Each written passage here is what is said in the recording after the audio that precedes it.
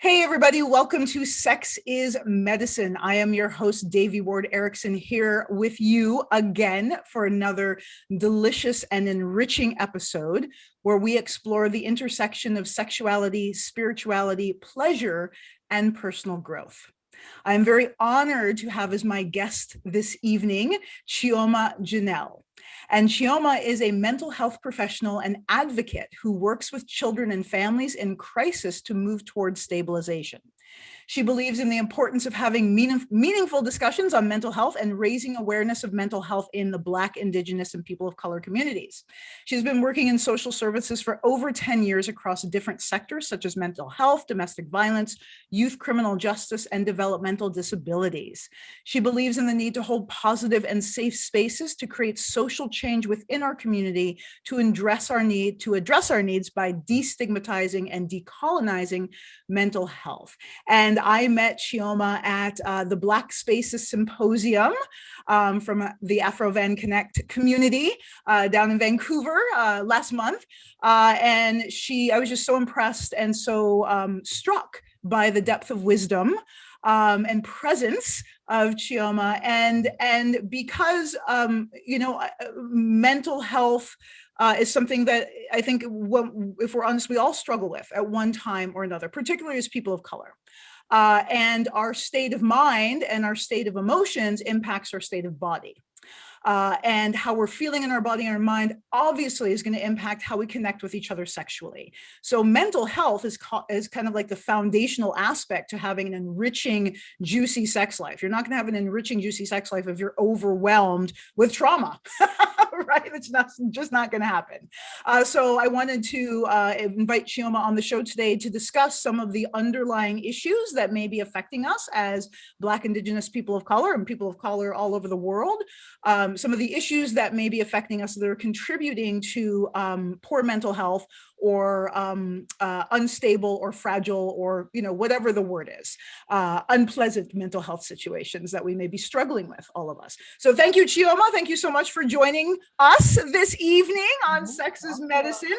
And you're also, I forgot to give you a shout out, you are also a podcaster in your own right. What is the name of your podcast for us?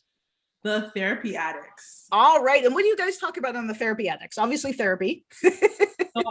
Yes, but it's honestly, it's about mental health, well-being, and everything in between, and just exploring it through the lens of like Black people of color and Indigenous people, and just like how we navigate the system of mental health and what it is for us. And it's just a way of like destigmatizing, getting comfortable with conversations. So yeah, that's a little bit about what it's about. And that's so huge, is destigmatizing conversations about mental health, because as I said, we all struggle at different times. And when we're constantly being subjected to aggression and violence, of course, our mental health is going to be affected by that. Of course, as human beings, I don't think we're actually designed to tolerate the level of stuff that we have to deal with on a day-to-day basis, particularly as people of color. So how did you get started in your journey in being a mental health advocate?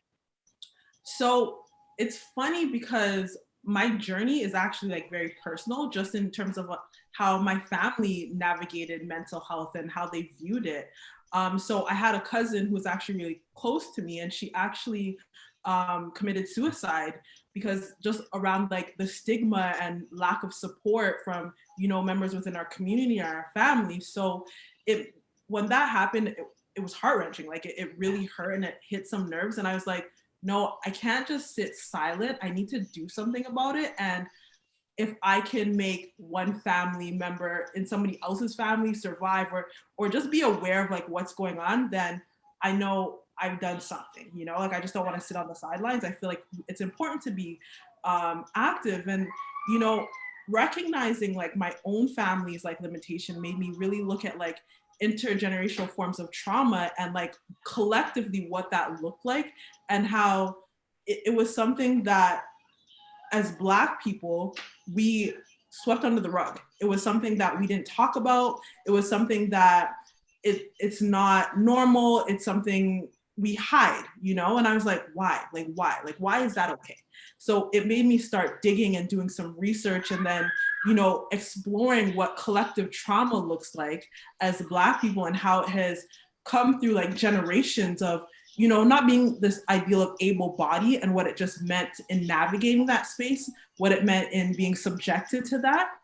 And then just also how racism has had a huge impact on our own mental beings and how we navigate that, and how just going through so many different struggles, our capacity to even hold spaces for mental health or mental wellness and well-being has been very limited, you know?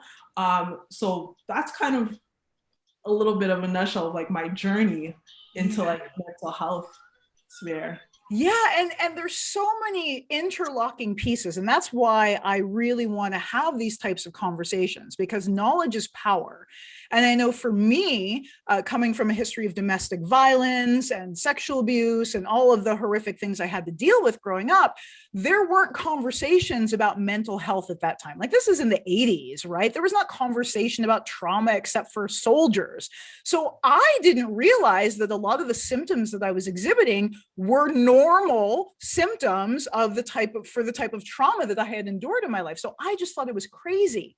And so I suffered in silence to the point where I had a suicide attempt. I had a few, but an actual really serious suicide attempt where I, came close to dying.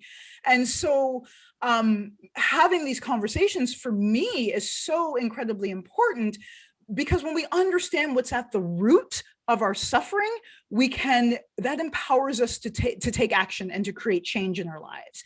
If we're unable to address the wound, then we don't know how to treat the wound. Mm-hmm. So having these conversations allows us to examine the wound so that we know what kind of ointment to apply. We know if we need stitches here, we know if we need to put some salve on or a bandage on, and how to actually address what's actually going on and what we're subjected to on a daily basis as people of color. How does the superwoman syndrome fit into all of this? It's very common for women of color. And we saw this particularly most recently with Simone Biles, right, in the Olympics, and her, advocating for her mental health in this really intense environment. So, and then the criticism and the kickback she got from that. It's funny because I think the superwoman syndrome, especially for women of color, I feel like it's a cloak that we've carried, because again, it's like that suffering in silence that you kind of touched on. It's wearing that shield up that protects us to say, we can do everything, we can be everything.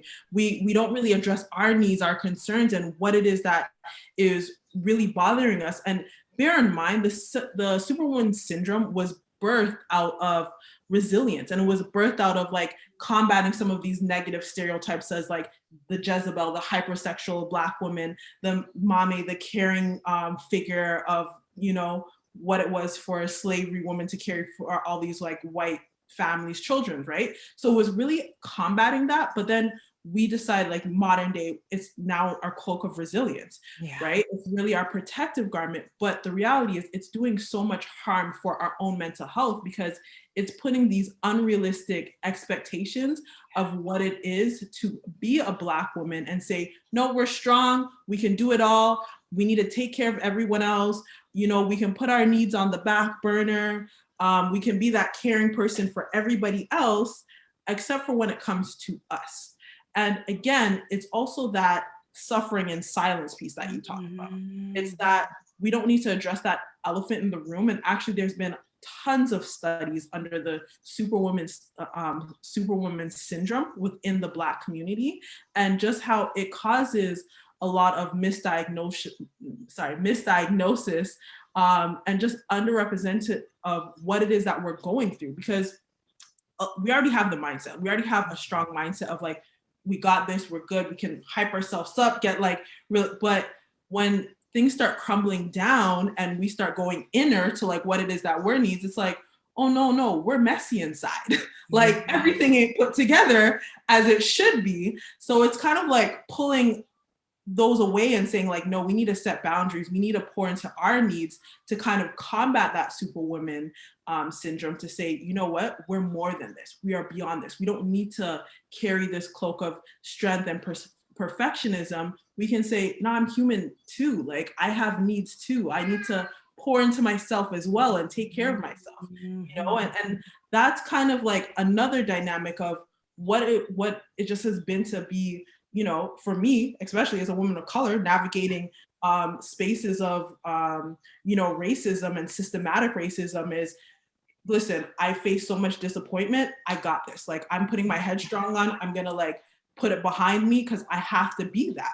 Yeah. But the reality is we don't. And when we take on that, it does so much harm to our own mental health and our mental well-being. And it's like, what is there to really combat that, and just in the space of mental health. So I was actually reading a paper, I wish I remember who it was by right now, but it was the ideal that mental health professionals in Western society don't really understand how to support women who might be coming through the superwoman complex. And I will actually give you a perfect example. So when I was working at a domestic violence shelter for women who were like fleeing abuse, I've had several Black women and women of color who presented as strong, who presented as everything was, they got this. And I recognized if I wasn't in that space, it was very easy for my white colleague to be like, she's okay, she doesn't need additional support. But when I'm like, no, actually, this is what they're going through, and they're covering what wounds and what things are happening in the inside of them. And I remember having those counseling sessions and going through the stages of change and speaking to that woman directly, and waterworks, just straight up. It's like, how did you know? How did you see through me?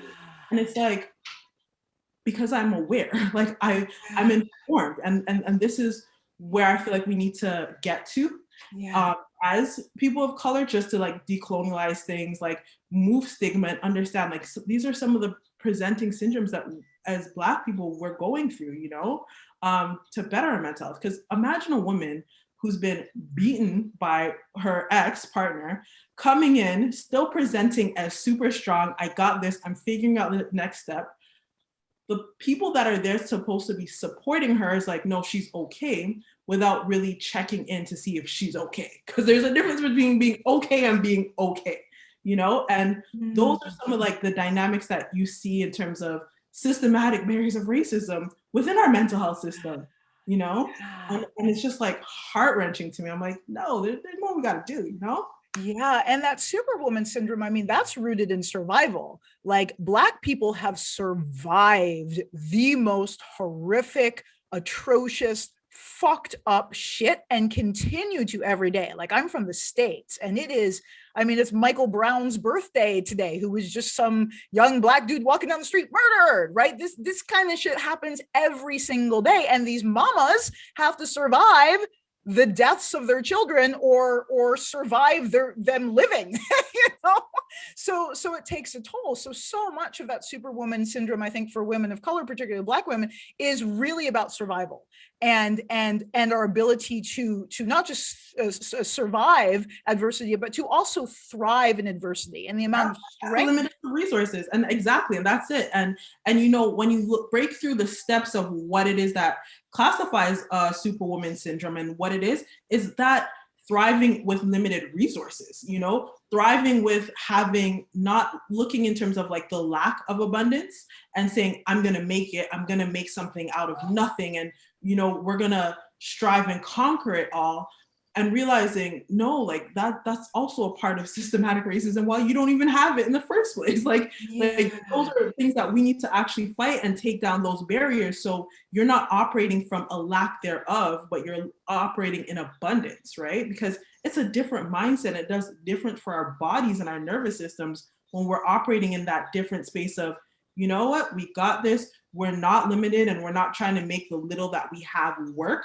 We're now saying, nah, like we have a full plate and it's in abundance, Yeah, it's rewiring and reclaiming our birthright, and the danger of not doing that and in the just pushing through and armoring and being superwoman is the impact that has on our body as well. The disease, the chronic illness, insomnia, like all these very normal trauma responses that are just part of our health, that we don't necessarily connect the dots and realize is linked to that just pushing through, and that being on that survival mode all of the time is degenerative to our health, not just our mental health, but our physical health as well. Exactly, because you look at high blood pressure in Black women, and it's I attributed to that superwoman concept of like what it is that we are trying to do and hold in that spaces.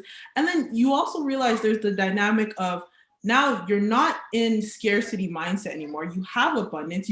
You've arrived, but you're still operating in that mentality. So like, how do we shift out of it? Yeah. Like, how do we say like we don't need to anymore? Like it's not necessary. And I understand it historically as a form of like resilience, and I never want to take away from the generations before me that carried that weight. But I feel like as we shift into modern day society, there's some girl, take off your superwoman cape and just like stand in your vulnerability, you know? Yeah. Brene Brown talks about, you know, vulnerability, shame, and just what that looks like. And I think another part of why we hold so dear to that superwoman syndrome is some of that silencing and that shame that comes with being vulnerable and expressing it. And if you look at what it is for us as the Black community, it was like, no, keep it tight-lipped, keep what happens within us, right? And again, that is a direct result of dealing with racist trauma and dealing with like the impact of colonialization and saying like, no, we need to protect ourselves even within like the system, because you don't want outsiders poking around and poking holes, and like it just wasn't something, it wasn't a space where we could thrive in. So it was like, keep it tight sealed, we'll figure it out on our own, right? Yeah, and I was just going to add that that communal aspect to healing is so required. Like that is what I'm seeing in, you know, the latest trauma research, but communities of color around the world have always known that you heal through love of your community. That's how we heal together. That's how Gabor talks about like, how do we know if an event becomes a trauma? Is that person able to get support and empathy from someone outside of themselves? If they're not, it's going to store as a trauma. If they are, it begins the healing process. So that ability for us to share with each other and be heard and seen and held, you know, by, particularly in this case, we're talking about mental health professional, having the space to be seen and to be heard, and for your pain to be seen and acknowledged and validated. That is so huge. And validated, that is medicine, and that allows for the release of that, so we're no longer carrying the burden. And a lot of it, I always say, is other people's burdens, right? We're carrying on our back other societal burdens and cultural burdens and generational burdens that aren't necessarily ours to carry. I agree. And you know what? Erykah Badu and Bag Lady, she's like, you gotta put those bags down. Yes. Like I always say, like, you know, it's true. Like we're carrying on so much baggage. And like, I understand why. And I understand how it has come to embody us. But at a point, we need to reframe how we're thinking about it and say, I'm gonna put those bags down. Like I'm not picking up all that weight. Like my shoulder hurts already, you know? Yeah. And I feel like that's kind of where we need to move and like reshift our thinking and how we can make sure we're not carrying this cloak or this armor to protect ourselves. Because, you know, peeling back the layers and getting into like vulnerability and our authentic self, it allows us to take off that superwoman cape. It allows us to stand in our own authenticity. It allows us to say, this is what I need. This is what I'm feeling. These are the supports that I need around me. These are the boundaries that I'm gonna set for myself. And I think that is something that is so important as Black women and women of color, and just anybody who's had trauma as a woman. Like it's important to say, we don't have to carry these burdens. Like we can find that support. And again, that collective healing piece. Oh my goodness, that having that collective tribe of people to pour into you and uplift you and pull you up. I just feel like it is something super, super important to our well-being. And, you know, historically as a community, that's how we've been collective beings. We are part of being collective. We are part of the earth, and we've recognized that throughout history, throughout our practices, you know, collective spaces of bringing communal food together and eating together as a community, dancing and celebrating, and, you know, releasing our bodies of some of that stress. Those are things that we've built community. My tongue is tied. Communally. Yes, thank you. As people, and said like, these are our ways of healing, and these are our way of like being in this space of authenticity, you know? And I think it's so important. Yeah, and it seems like what I see on my radar, and I hear other Black women activists in the sphere talking and sharing their wisdom, is that this self-care, this communal care, and this pleasure activism, which is a book. I can't remember the author's name, but a book by a woman of color talking about how pleasure is the pathway to liberation, and how that this is so vital to our reclamation as people of color, is to prioritize our wellness. That this is the new revolution. That before it was, pushing through in survival and carrying these burdens, but now the path of liberation looks different. Now the path of liberation looks like reclaiming our humanity and reclaiming our birthright to peace and joy and ease and vulnerability and connection and authentic expression, and not carrying more than we can handle. That is our path. That is the revolution that seems to be arising in the consciousness of the BIPOC communities I'm seeing now. So what are some ways, or you talk about holding space for healing, fostering healing in 10 minutes. What does that mean?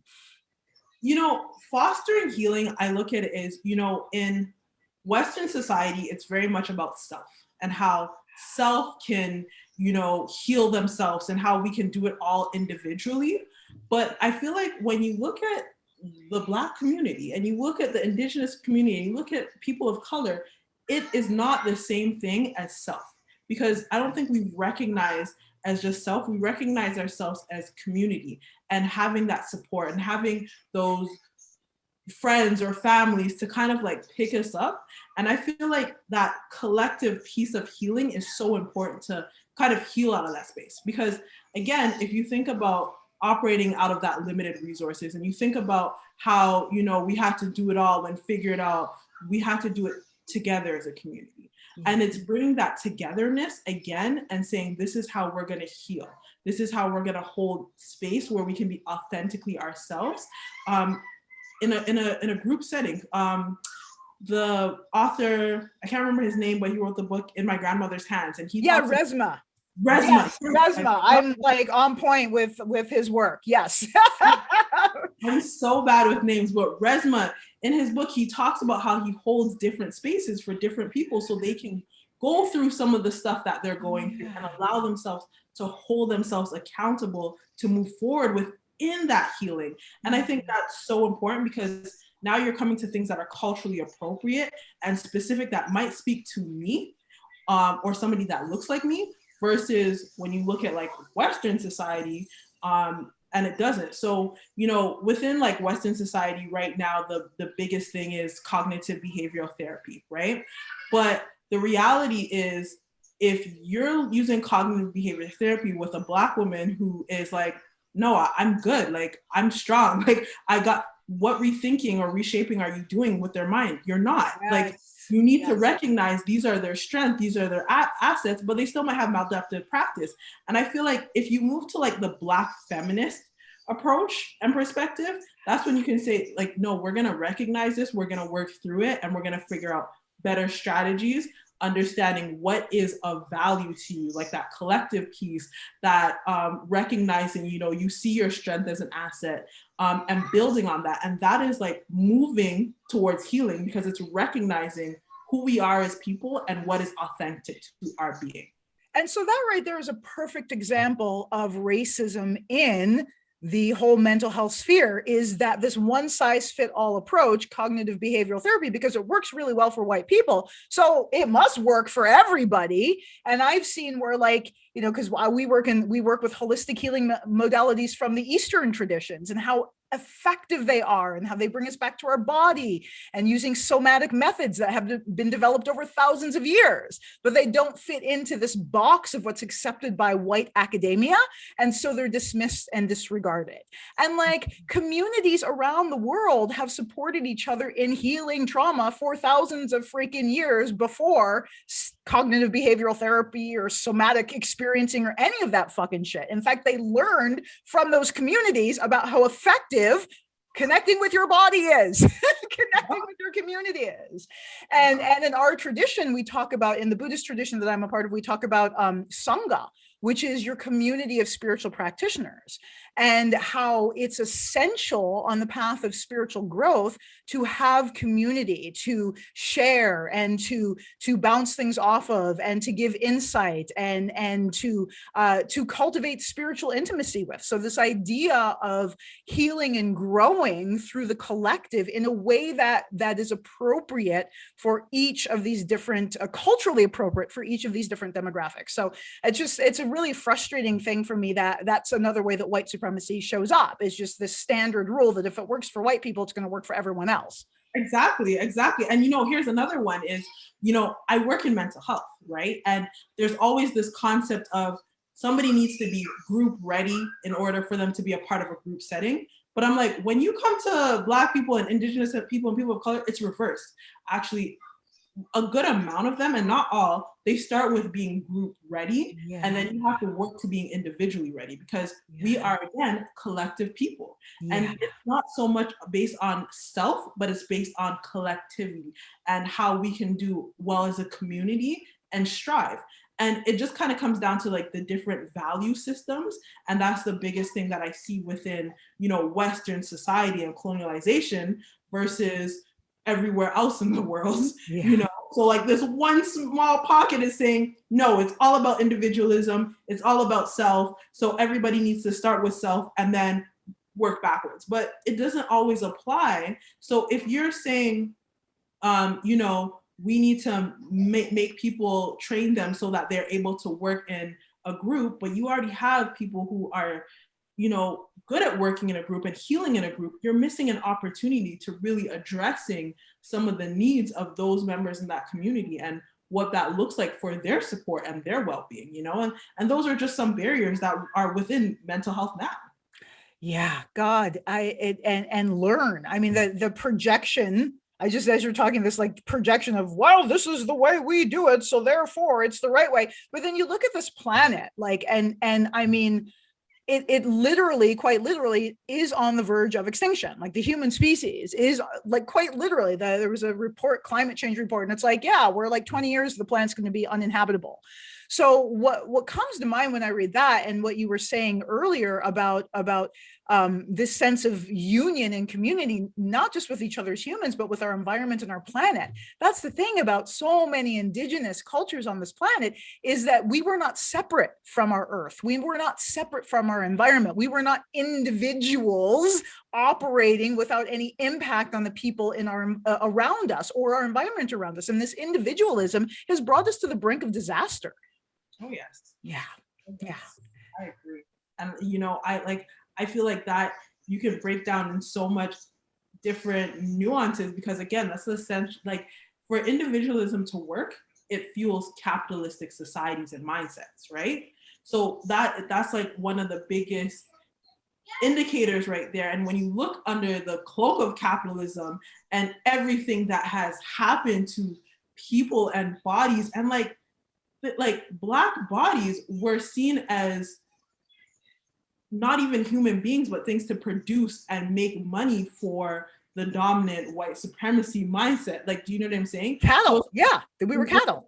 Exactly. Yeah. When you look at it, it's like like capitalism in itself is as a form of trauma, right? And it's trauma that has been projected onto generations of people, which again, following Western mindset of colonialization mindset, separates us from like the land, separates us from the creator, separates us from everyone else, and not understanding that in order to heal, we actually need to work in accordance to that. We need to have that balance and harmony, and we're missing that right now. It's like, and you can see that within the mental health system, just the things that are promoted with, the use of language and the use of like mindsets and reframing or just accepting the way how things are, but it's so much more expansive. And I feel like if you branch out wider and look at other communities and how they might do it, you might find better support. And, when you look at mental health, everything is basically evidence-based. I'm a social worker, so it's very like everything has to be evidence-based, but you have to think about who is fueling these evidence-based researchers, right? Thank you. Like, where are we? Like, and I think this is like the important thing is we need to say, we need to produce our own evidence base, say these become the normative and these become like, this is a part of our practices. And I've talked to so many people who are like, people are getting it wrong. They're falling too much into Western ideology. But I'm like, if we don't hold ourselves accountable in those spaces to produce the research and the knowledge and like the text to back this up, then we're still always going to be marginalized. We're still always going to be at the brinks. And I'm like, no, we need to be putting ourselves in that spaces, creating our own evidence-based research, creating our own focus groups, and seeing these practices are working to support the needs of like our community, and I think it's so important. Yeah, I was going to ask you about that exactly, about the necessity of having other people of color in this very white supremacist structure of mental health, and how, like, I know for me in my own journey of finding a counselor who could get me as a woman of color, it was hard in Canada initially. I went for years, like, there weren't resources available. I couldn't find anything, and I couldn't find people that looked like me or looked like part of my family, or people that could relate to what it's like, to my experience as a woman of color, navigating these different systems, and just, again, the accumulation of stuff that builds up in your nervous system throughout life. And so it is so essential to be of service, I think, for those people of color who feel called to the mental health sector and feel called to these areas that are so rooted in white supremacy, but having the resilience, or having the ability, shall we say, to navigate them and change them from the inside out. And and I also want to change the concept of change them from the inside out for the people of color that we're going to service, not necessarily change them from the inside out so that white people get it someday, and yay, that's great if they do, but change them from the inside out to be able to meet the needs of the communities that we serve. And that is it. So it's yeah, that's what makes it worth it. I completely agree. And I think it's so important, again, as Black people and people of color, to be in these spaces and say, like, advocate it. And literally, I literally have to speak on my own experiences, because if I was not in that space, and I'm thinking about the women that I supported in the shelters, if I was not in that space able to advocate, they would fall between the cracks. And exactly what you talked about in terms of, navigating the mental health space. And I think this is why so many Black people and people of color get frustrated, because they're like, well, this clearly isn't for me, or there's nobody that's understanding me or recognizing me. And, there's such a huge emphasis on just prescribe a drug or prescribe a medication, but that doesn't necessarily work for Black bodies. Like, it's not what we want, or you have to also understand, if we're only accessing support when we're in crisis, now we are being misdiagnosed, and now you're prescribing a drug for something that's already misdiagnosed. So what other effects are you causing on our bodies? Again, layers of trauma right there, because I'm being prescribed something I don't need based on the access point of when I'm getting support, right? Yes. So, like, I feel like it's really, really important as we move forward to advocate for things that the Black community needs to heal, and what it is that we already understand and recognize as crisis points, of things that we're already facing, of barriers, of what things look like, again, with that superwoman syndrome, with self-silencing for Black men, based on like their vulnerability, and what those things actually seem like within the mental health space, so that way there's access to properly navigate it. So when my kids are coming up, they're just not like, where do I start? Where can I find somebody that looks like me? They're just like, I know where to go. I have that safe space. I have that community. I have that access to heal, and the opportunity is there, and I'm not alone in this. And I think that is huge. Yeah, it's massive. And in order to, again, build communities that are based on thriving, and wellness. Can we dig a little bit more into the misdiagnosis of people of color in terms of, showing up just in the moment of crisis? But I would imagine, like, something that's come to my awareness recently is how often trauma is misdiagnosed as like bipolar disorder, or there's some theories that trauma is even the root cause of schizophrenia. So this idea of just treating disorders with chemicals is not addressing the root cause. And in terms particularly of people of color who are carrying generational trauma in our DNA. And I think that's like a really important talking point right now, because when you think about how intergenerational trauma affects our well-being and compiles how our worldviews are shaped and how we just even manage crisis, you start to realize, like, we form maladaptive coping practices and coping mechanisms to kind of heal or help us with some of the crisis things that really need more support or we need to address, right? So when you're seeing that now, we figured out ways to kind of cope within ourselves. We figured out, and some of them are not always healthy. Yeah. Okay, this is what we're gonna do. So now when things hit the fan and it's all like explosive, now we're at a point of extreme crisis. Now you walk into, a hospital and they're like, oh, this is presenting signs of bipolar, or, like it's presenting signs of anxiety disorder, but it's not actually the root cause of it, because, there's trauma. If you look at somebody who's had abuse and you look at post-traumatic syndrome and you're saying, okay, well, that specific abuse is what caused their post-traumatic syndrome. So whether it's like intimate partner violence, but what if you go further back and say, no, this is actually a generational pattern because of intergenerational forms of trauma, then you realize that symptom or what they're presenting is 10 times more heightened because they have so much barriers of things that they have to navigate and work through, right? Compared to a white counterpart who might just be like, okay, I've had intimate partnership violence. That might be like, I don't have to deal with all the generational forms of racism and trauma that has ensued with it. It's just that, So it looks different, it presents different. And anytime intergenerational forms of trauma is missed, you are going to most likely have a misdiagnosis, especially when we've come up with our coping strategies like the Superwoman syndrome, because the Superwoman syndrome was 100% a strategy to cope with violence and trauma. And even if you go like back to slavery and slave errors, and you look at Black women who were slave, it was like, you have to be a superwoman because we are preparing you for the hardships of life, right? So like, what does that say? What does that say on our bodies collectively? What does that say on the next generation's bodies? I can look at women in my family that are a lot older and just recognize some of the things that they have. I'm like, this is like an anxiety, like this is anxiety at its peak, know? But we name it differently. We're like, this person is just crazy because they're always complaining. But no, actually, this is how they're coping with anxiety or something else. And we're not naming it and saying what it is. So now when it's all chaotic and hits the fan, you have an extreme anxiety disorder, or you have like an extreme of something, but it was always presenting itself and we were always figuring out how to cope and manage because there was a system that was set up but wasn't meant to support us. Yeah. So when addressing mental health for people of color, and I'm going to specify Black, Indigenous people of color in North America because of the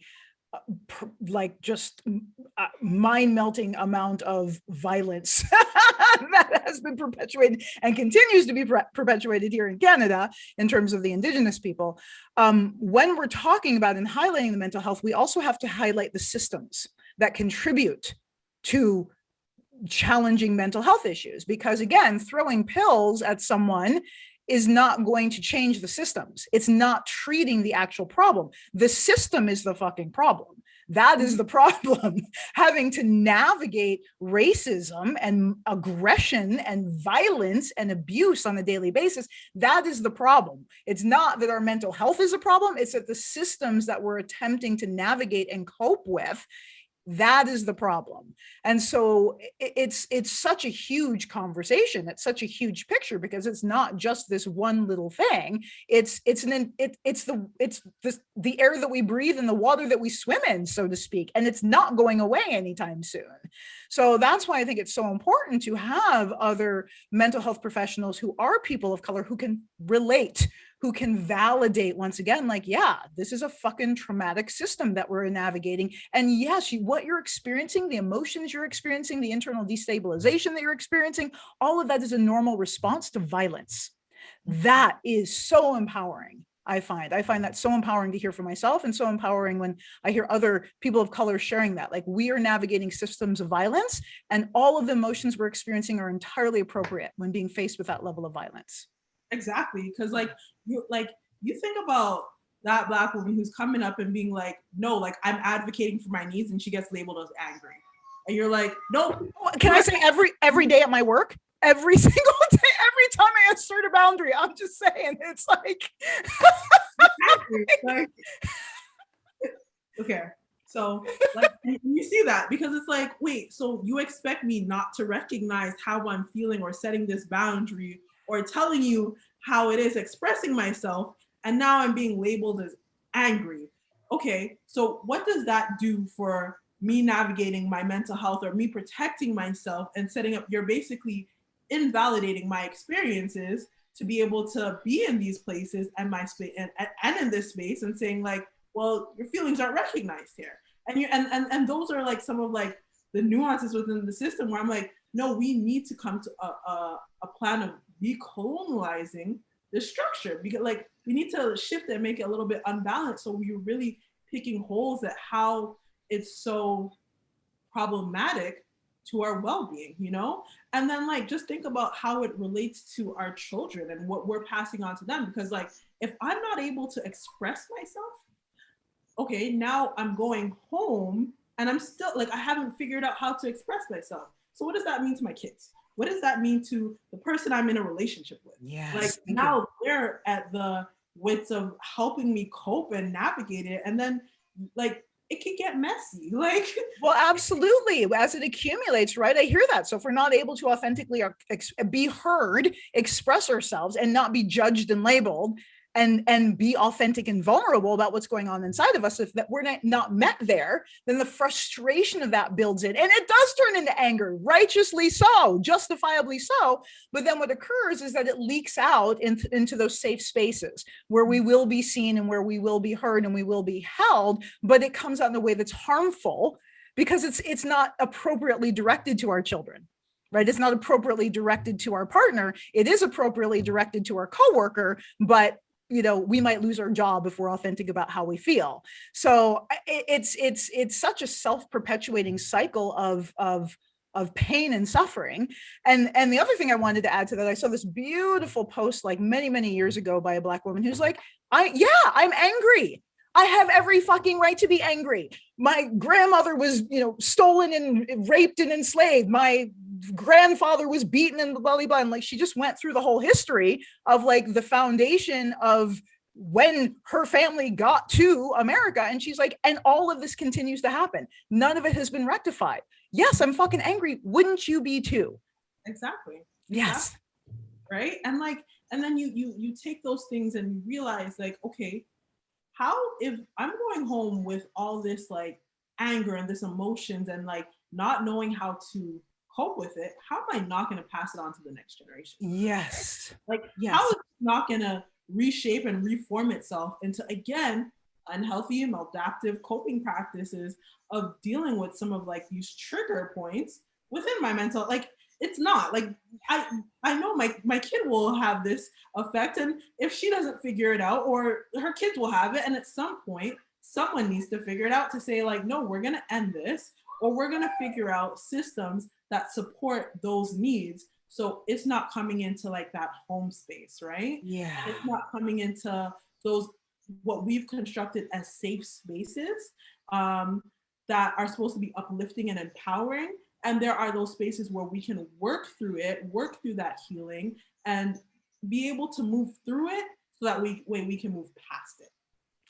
And it sounds like that your podcast is an offering of that space. Not the only offering, but the Therapy Addicts podcast is a free offering for the community to discuss and to share and to be enlightened about some of these issues. Would that be accurate?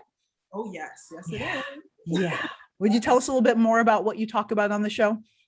So, I feel like what I've been coming up across right now is a lot of entrepreneurs who've had their battles with like mental health struggles and what it is that they've used to kind of cope through and figure out how healthy ways to like rebrand themselves, reshape themselves, and what that looks like in the community. So I have one person who comes on, her name is Sasha, and she's actually, she's branding and marketing, but she's like, I came up with 360 brand therapy. And I was like, brand therapy? What the heck is brand therapy, you know? And she's like, it's about being your authentic self and recognizing that you can put this in your brand. And she's like, she needed that because when she was battling through her issues and her mental struggles, that was like her figuring out like how she could be all these nuances in once and figure out what that was. So it's like her business also became that like safe space for other people to be authentic. And I find that, you know, the one thing that I really look at it as Black excellence right here is I see a lot of Black people and people of color that come in through their experiences and their pains for something beautiful when they have the opportunity and then they have the right coping mechanisms, when they have the platform to do it. And I'm just like, oh, it's like, so some of the speakers that I have, I'm just like, oh my goodness, like, how did you run through this? And it's like, and I think that's like, it speaks to our resilience piece, you know? It speaks to saying, you know what, like, yeah, we might be struggling, but there are options out there. And we just need to figure out which one is the best fit for us that's serving. And, you know, this might sound cliche, but I say, like, listen, if it ain't serving, it's not deserving. So just let it go. And if you recognize that, you realize, okay, this is what I can pull away and take from. This is like a tip or something that, you know, I can use in my life. So I always ask you, I'm like, if you were to give one tip to somebody, like, give it to them, because that's something, you know, when you're coming and you're trying to heal like your own self and go through your own self healing journey, like, you need that piece of advice and somebody's going to say it and you're going to be like, yes, that's it. I can use that in my life. Yes, that's going to push me forward. Yes, I recognize that, you know, and yes, like whether it's a breathing exercise or something grounding or, you know, just, I've had a lot of people talk about how like scripture in the Bible has been like their strong point and their stand to, and like, you know, talk about scripture verses that they're like, this is what I stood on when I was having suicidal ideations. And there are people who need to hear that, to say like, these are my options. Like, you know, I have options and these are options that I look at that can help somebody survive. Because if I look at the clients that I support, most of the clients that I support have suicidal ideations. Most of them are suicidal, have either done an attempt or something like that. And it's the same thing, what it's giving them something to hold on to. Because it makes all the difference in somebody's well-being and somebody's survival, you know? So yeah. And what I'm hearing is your podcast is a form of communal healing. Yeah. Beautiful. Can you give us the URL again? So it is www.thetherapyaddicts.com. And how often do you drop the podcast? Drop an episode? So every 2 weeks. Every 2 weeks. Yay. All right. You guys will definitely go out and you're on Spotify. Yes, I am. I'm on Spotify. I Spotify. love that.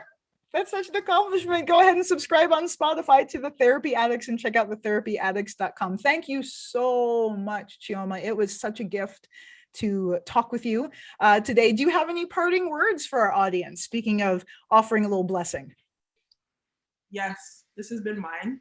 Is take a break when you're feeling that in your body. Just take a break. Just stop whatever you're doing and take that break, because it's so good for your well-being. Yeah. So tune into your body and honor it when it's saying, hey, pause here, pause here.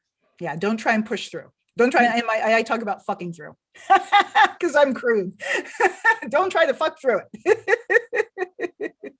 Yeah, awesome. Well, thank you so much for joining us this evening. Thank you, audience, for tuning in and listening and joining us for the show. Make sure that you check out the Therapy Addicts at thetherapyaddicts.com and Chioma Janelle's podcast there. And make sure you stay tuned to Authentic Tantra and Sex is Medicine by going to authentictantra.com and subscribing to all of our amazing free offerings and subscribing to our YouTube channel, Spotify, all that good stuff. Instagram, Facebook, woohoo! Thank you, everyone. Have a beautiful evening. Many blessings. See you next week. Bye-bye.